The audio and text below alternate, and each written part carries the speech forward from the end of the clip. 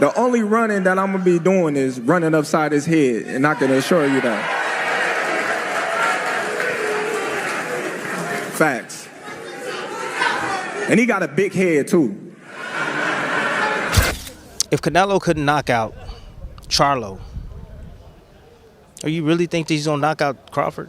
Timothy Bradley Jr., a former two-division world champion, has made a striking prediction in the boxing world. He's not just saying that Terrence "Bud" Crawford will beat Saul Canelo Alvarez. He is insisting, with complete certainty, that Crawford will dominate him. In a sport filled with opinions, this kind of confidence sounds more like a statement than a simple prediction. I don't think we've seen anything like Terrence Crawford.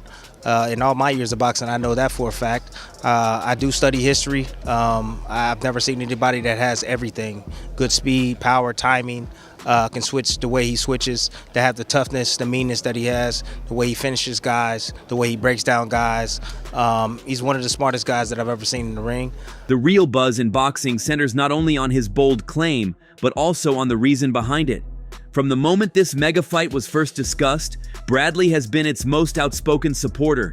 While others argued about the significant weight difference, Bradley dismissed it. I know you sparred Terrence Crawford years ago. Did you know then he was a superstar in the making? What was it about him though then? Just, you know what? He had everything. Nah, for real, he had everything. When I first sparred him, he had good speed, timing, great punching power, know how to control the range very well. IQ was through the roof. He described Canelo as vulnerable and seemingly slowing down. He famously said Canelo couldn't catch a chicken in his last fight, a comment meant to provoke. For Bradley, the size gap is a mirage. He views Canelo, the taller fighter, as a clumsy giant, while Crawford is the skilled matador ready to expose him. He's so sure that Crawford will simply figure out a way to win, treating it like a basic law of nature. He's not just picking a side, he's building a stronghold on Crawford's side. This kind of unwavering support has drawn a wave of criticism.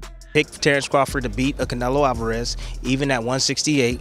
Everybody can call me crazy and whatever you want to say. I get it. Y'all didn't believe me when I told you about Spence, but trust me, Crawford will figure out a way. I know a secret y'all don't know, and I ain't gonna tell you why I would pick Terrence Crawford, but it's part of the secret, is the reason why I'm picking him to win the fight. So the boxing community is divided. Is Bradley an insightful analyst with a sharp eye for the subtle signs in a fight, or is he just a biased fan? Many point to his past, his own controversial matches, and his often fiery commentary style as evidence that he's too close to the topic to remain impartial. He's been labeled a hater, a homer, and worse. Critics highlight his polarizing views on other fighters, claiming that personal feelings cloud his judgment. Man, Canelo, don't duck. Please don't duck. Please. All his fans is talking. Wait till you get in the ring with Bud. He's going to find out real quick that that's a different animal he's facing. Everybody just keep talking about weight. Wait. Yeah, okay. All right. Keep talking about weight. It's about skill, too. Don't forget about that. And I know Canelo got skills. Yeah. I understand he has some skills, yes. But Bud got more skills than him. They argue that his loyalty to Crawford, a fighter he respects greatly, has caused him to overlook the challenge Canelo presents. Canelo is a legend known for defeating smaller opponents. To ignore this is not just poor analysis, it's unrealistic. Yet, just when you think you understand him, Bradley reveals a crack in his armor of confidence. He admits to one fear: it doesn't come from Canelo's ability, but from Crawford himself. Bradley is worried that Crawford's own warrior spirit, his tough mentality, might lead to his downfall. He fears that Crawford, in a moment of pride, will engage with the larger man and try to fight Canelo on his terms. In that case, Bradley sees disaster ahead. This admission shows he understands the risks involved and isn't entirely blinded by his belief. He realizes that in a battle of endurance, the bigger fighter usually prevails. This single fear makes his overall confidence even more fascinating. It suggests he believes Crawford can win by following a specific technical approach. Any deviation from that could lead to trouble. So what is that strategy? Bradley uses a simple, blunt analogy. Crawford is going to cook Canelo.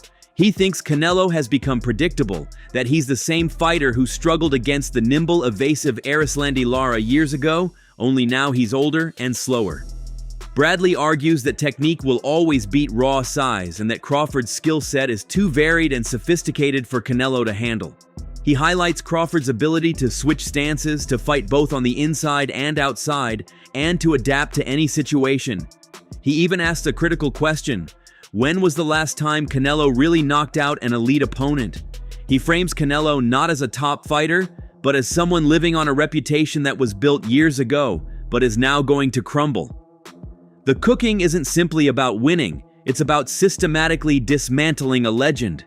Bradley isn't alone in his prediction. Other respected figures in the sport have joined him in backing Crawford. Former champion and current analyst Andre Ward has boldly stated, "I'm going with Terence Crawford." He believes Crawford's determination is unbreakable and that he simply can't be figured out in the ring. Max Kellerman, another sharp boxing analyst, agrees, stating there's a reason Crawford is the current pound-for-pound king, while Canelo once was. But where would you rank this fight out of your top 3 to 5 of all the boxing fights you've called, you've experienced, you've watched?